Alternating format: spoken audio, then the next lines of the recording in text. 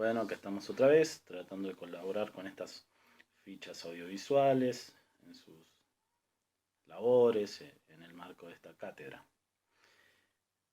Los textos que tuvimos oportunidad de comentar y que tal vez pudieron llegar a leer nos sirvieron para enmarcar el desarrollo de los prácticos como para mismo fin ahora, pero con algún mayor nivel de acercamiento hacia el lugar donde queremos llegar.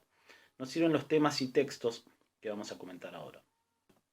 Vamos a abordar con un tanto más de precisión las reflexiones de algunos autores sobre la especificidad de las ciencias sociales.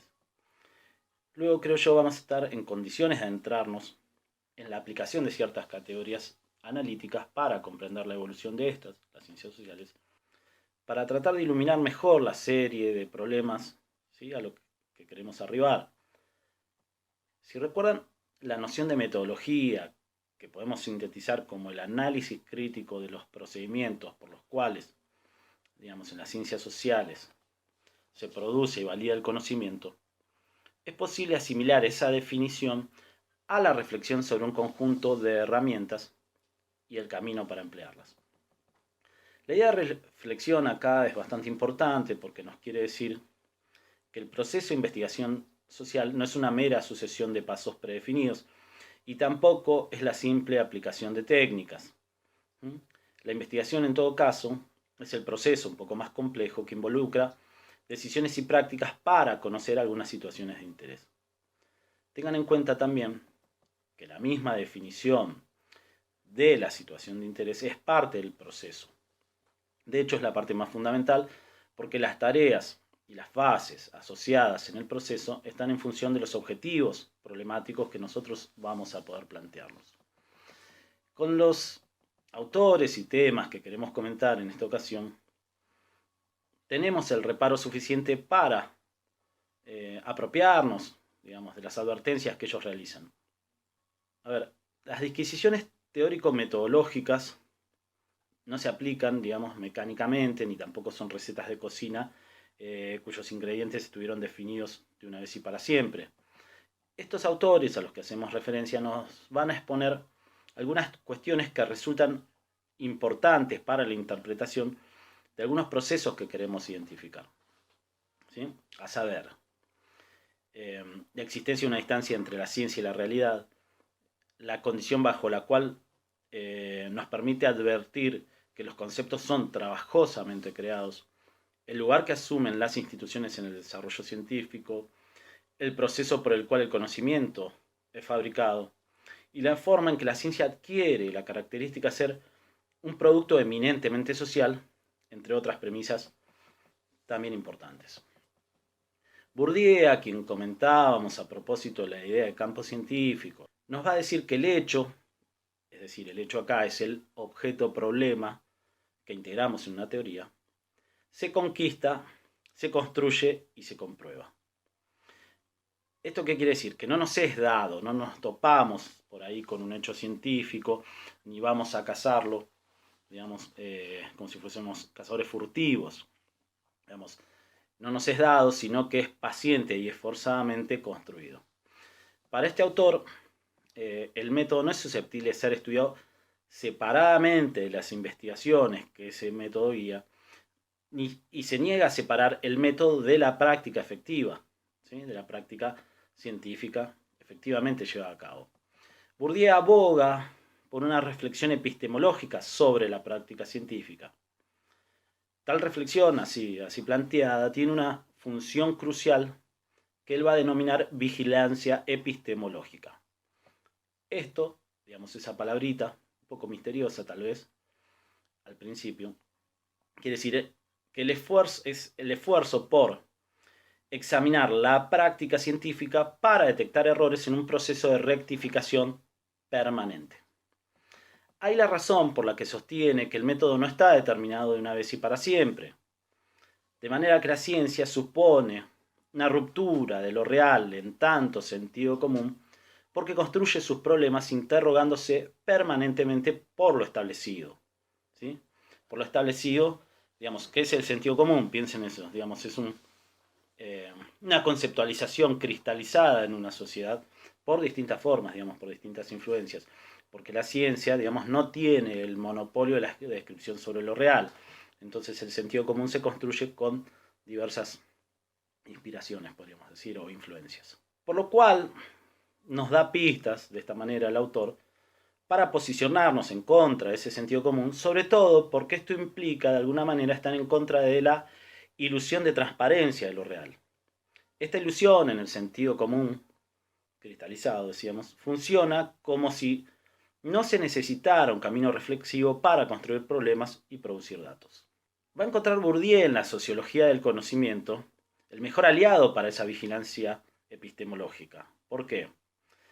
La justificación de esta alianza, ¿sí?, entre la vigilancia epistemológica y la sociología del conocimiento radica en que esta subdisciplina nos habilita a someter la manera de producir una verdad científica bajo un análisis de las condiciones sociales en las cuales se produce. ¿Sí? Digamos, una verdad científica cualquiera está inmersa en un mundo social. ¿Sí? Y esas son las condiciones en las cuales ese conocimiento va a ser efectivamente producido. Ahora vamos a tratar de ver qué es eso de condiciones sociales. ¿Sí? ¿Por qué la verdad está, digamos, subsumida, la verdad científica subsumida en unas condiciones sociales que la producen? Recuerden este punto al que llegamos ahora, que resultaba vano en la perspectiva burdiana separar las determinaciones sociales de las puramente científicas, o si prefieren, el análisis externo e interno de la ciencia. De lo contrario, si esto no fuese así, si no pudiéramos separarlo, sería fácil establecer un juicio sobre los productos científicos, si solo fuera condición de ver cuánto se alejaron o se acercaron a la correcta aplicación de un método rígido establecido de una vez y para siempre. De ser así, el método correcto sería igual a la verdad en mayúscula. Y no hubiese una rectificación permanente, un progreso de la ciencia, ¿no? Sino siempre hubiese, digamos, algún error en la aplicación de un método que perseguimos eternamente. Tratamos ahora de sintetizar algunas de las premisas que se encuentran sosteniendo estos argumentos, a los cuales referíamos antes y que tienen en los textos que propusimos por ahí. Las mismas intentan dar sustento para explicar la relación de las representaciones científicas con la práctica propia de los científicos en sus instituciones y con las condiciones de producción social que cuentan. En primer lugar, es interesante que podamos reconocer, como decíamos anteriormente, la distancia que existe entre la representación científica que hace la ciencia y la realidad sobre la que se hace esa representación. Las formulaciones que sostienen que la ciencia es una copia fiel de la realidad, como si fuese una fotografía, ¿sí?, pasan por alto que los productos científicos son creados justamente por un proceso de producción y no son una simple constatación de algo preconstituido. Incluso esto funciona así en la fotografía, porque la fotografía, fíjense que hay un encuadre, una luz, mecanismos técnicos. Están en dos dimensiones, cuando la realidad está en tres, por ejemplo. Pero digo, si fuese una copia fiel, esto no funciona así en la ciencia, ¿sí? No es una simple, la ciencia no es una simple constatación, entonces, o sea, no vamos a constatar algo que realmente existe. Folari, a quien tienen también ahí en los textos que propusimos, critica este aspecto de la epistemología de Bunge y de Klimovsky, por ejemplo. La ciencia, siguiendo nuestro razonamiento, tiene más de objetivación que de objetivo. No nos dice lo real, sino que lo explica por medio de teorías, leyes y modelos. No surge de la simple observación de las cosas. Lo real se hace inteligible, ¿sí?, explicable, entendible, conforme a los interrogantes que nosotros nos planteamos, conforme a los problemas que somos capaces de plantearnos. Plantear un problema, requiere realizar una serie de pasos complejos que se expresan en un diseño metodológico. El diseño, la idea de diseño, establece cuáles son las preguntas fundamentales que nos hacemos, cuáles serán las categorías analíticas, cuál será el recorte empírico que vamos a hacer, cuáles van a ser las técnicas de recolección de datos. Digamos, es ese modelo primigenio, esa hoja de ruta que nos trazamos. Hay que tener en cuenta que las categorías analíticas que se desprenden de la teoría van a provocar recortes empíricos diferentes, ¿sí? Que no serán los mismos en una teoría y en otra. Acá pueden hacer memoria, acordarse de la inconmensurabilidad entre los paradigmas que postula Kuhn. ¿Recuerdan eso? Con la cual es muy difícil producir un diálogo fructífero entre teorías diferentes. Por eso va a decir Kuhn que hay una ruptura, porque los paradigmas diferentes no pueden dialogar de la misma forma. Entonces un hecho es construido de distinta manera según el prisma que brinda el paradigma realiza. Nos da fundamento para poder decir que la observación, tomada en términos amplios, no es neutral ni objetiva, sino que se capta de acuerdo a los supuestos que ordenan nuestra mirada. Así volvemos a la idea burdiana que mencionábamos, de poner en tensión el sentido común que se piensa a sí mismo como en continuidad con una realidad pretendidamente transparente. Otro tanto podríamos decir de las técnicas. Los objetos científicos están hechos, va a decir Ortiz, pieza por pieza, y los conceptos científicos se tallan de una manera que podríamos denominar artesanalmente. A ver, ¿por qué artesanalmente? Esto es una metáfora para decir que no son producidos en serie, ¿sí? Hay que rehacer siempre los pasos de toda investigación cuando volvemos a producir indagaciones, forzando conscientemente el esfuerzo metodológico continuo. El estado del arte o estado de la cuestión, ¿sí? Que es una especie de acumulación teórico-metodológica de lo que se dijo antes sobre algún objeto, es un aspecto capital de la investigación por el cual nos relacionamos con lo escrito antes que nosotros. Pero el planteo de los términos de mi problema particular, ¿sí? Van a ser específicos. Las técnicas con las que voy a recabar los datos me van a permitir responder a mi pregunta, problema. No tienen valor en sí mismas, por fuera de esa situación problemática. Ya creo que parece obviedad si digo que se encuentran en función de los procedimientos metodológicos y por ende en función de los problemas que construimos. Las técnicas no permanecen independientes de la mirada analítica que empleamos. De la misma manera, pensemos cuál es el vehículo en el que viajan los conceptos, las teorías, los problemas. El trabajo intelectual es un oficio que tiene como materia prima conceptos que intentan aprender la realidad. Pero esta materia prima, en verdad, es un producto tallado artesanalmente que encuentra su valor agregado, podríamos forzar un poco la metáfora. Este oficio y por ende este vehículo está materializado en instituciones. Antes decíamos que la sociología del conocimiento trabaja con las condiciones sociales en las cuales el conocimiento se genera. Este recorte disciplinar, digamos, intenta explicar cómo el conocimiento es efectivamente producido, transmitido y utilizado. Efectivamente, acá quiere decir que nos alejamos de miradas normativas o ideales del cómo debería ser la ciencia para armar objetos de indagación que nos permita explicar empíricamente qué es lo que sucede. Uno de los ámbitos más importantes para explicar cómo funciona y circula el conocimiento está constituido por las instituciones en donde trabajan los científicos. Las mismas son parte de esas condiciones sociales que son objeto de la sociología dedicada a estos problemas. Las instituciones no son solo parte de esas condiciones ni se diluyen en las mismas, sino que tienen un lugar privilegiado en la conformación de un campo científico, un microcosmos con sus reglas propias. Entonces, podemos observar cómo es que se considera que al conocimiento se lo fabrica. Luego este conocimiento que circula, se lo protege de alguna manera, se lo cierra, para que no sea puesto en duda y pase a formar parte del sentido común. Para analizar estas cosas, los sociólogos lo tratan, digamos, al conocimiento o a la ciencia como una práctica social como cualquier otra.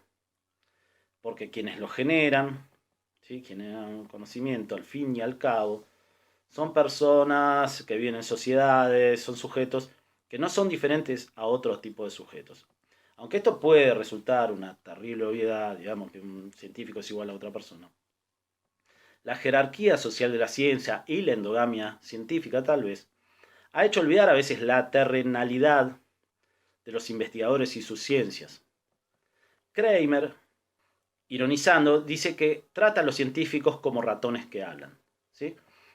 Es decir, si los científicos en los laboratorios usan ratones para experimentar, producir conocimiento, los sociólogos de la ciencia usan a los científicos como si fuesen ratones, pero tienen la suerte de que estos ratones tienen la capacidad de hablar. El papel social del conocimiento científico es distinto al empleado por otras formas de conocimiento, aunque se considera la ciencia como una creencia entre otras. Sin embargo, esta creencia permite explicar, describir, predecir y cuestión, con muchas implicancias para debatir sobre lo que hoy consideramos relación sociedad-naturaleza, transformar la realidad bajo la acción de ciertos complejos protocolos. Kramer, volviendo a él, realiza una serie de preguntas relevantes que nos pueden servir de guías para definir a los estudios sociales de la ciencia. No es objetivo de estas líneas, digamos, listar todos los debates que llevaron a los intelectuales a plantearse estas cuestiones. Cuestión muy interesante, igual por otra parte. Pero tal vez nos baste por ahora con decir que en un momento algunos intelectuales, algunos sociólogos cuestionaron la mirada ingenua que tenían sociólogos como Merton sobre la ciencia, que podemos resumir con el siguiente postulado: la correcta aplicación del método científico desprovisto de toda injerencia externa lleva necesariamente a la obtención del conocimiento verdadero. ¿Sí? Eso nos va a decir Merton. ¿Sí? La correcta aplicación del método científico desprovisto de toda injerencia externa lleva necesariamente a la obtención del conocimiento verdadero. Bueno, pero ¿qué pasa? Una consecuencia importante de la crítica que hacen los estudios sociales de la ciencia, el postulado que acabo de comentarles, ¿sí?, radica en que no es lícito explicar el conocimiento verdadero con causas epistemológicas y los supuestos errores con causas sociales. Esto no tiene ningún sentido sociológico y nos sirve para reafirmar por qué la ciencia es una creencia como otras. Algo de eso ya habíamos dicho respecto al modelo propuesto por Kuhn. La creencia tenía un factor muy importante. ¿Sí? Quiero que quede claro esto. Digamos, un aspecto capital a los supuestos avances de la ciencia se lo explica por cuestiones epistemológicas formales, pero a los errores van a decir que, bueno, ahí sí la sociedad metió su cuchara, pero en lo otro no la había metido. Los científicos encuadrados dentro de la perspectiva, entonces, los estudios sociales de la ciencia intentaron abrir lo que llamaron la caja negra de la ciencia. Pusieron a los laboratorios bajo la lupa y a los científicos. No solo el conocimiento social, entonces, podemos pensar a través de esto, es socialmente construido, sino que las ciencias naturales también ostentan la cualidad de ser productos sociales. Está hecha en instituciones, por científicos organizándose por demandas políticas, sociales, económicas. Podemos nombrar, por si tuvieran curiosidad, algunas de las personas comprometidas en este giro constructivista que pugnaron por la interpretación de la ciencia como una práctica social y que tuvieron en el libro de Kuhn, que comentamos, una referencia ineludible. Uno de los primeros fue David Bloor, con su programa Fuerte, al que luego se le sumaron otros como Collins, Callon, Bruno Latour, Norsetina. En definitiva, de lo que se trató y se sigue tratando, y estamos tratando ahora nosotros, es de interpretar la ciencia en el proceso que se está haciendo, y ya no la ciencia como un producto terminado, cerrado, indiscutible, como un paquete. Gracias.